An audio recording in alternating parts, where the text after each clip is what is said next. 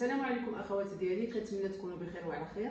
نظرا للطلب ديالكم قررت باش نقدم لكم الملحه المنسمه من الاعشاب اللي كنت عطيت مرارا وتكرارا في اذاعه ميد راديو.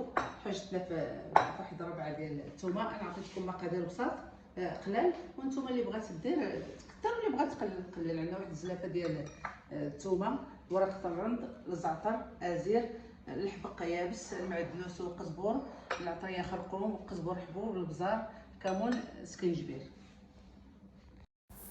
كناخذ الثومه مع واحد الكميه قليله من الملحه، نطحنوهم مزيان حتى كيرجع بوماض. كنضيفوها على الملحه المتبقيه اللي درنا في اناء. كنضيفوا الاعشاب المنسمه اللي كل واحد طحناه بوحديتو، العطريه نخلطو مزيان، ونجيبو قريعات نديرو فيهم بلاستيكات بقى نعمرو، نسدو عليهم مزيان باش تبقى رائحه عطره لداخل. والجميع الاطباق كتجي فيهم شي حاجه رائعه. كنتمنى تجربوها وتنال الاعجاب ديالكم.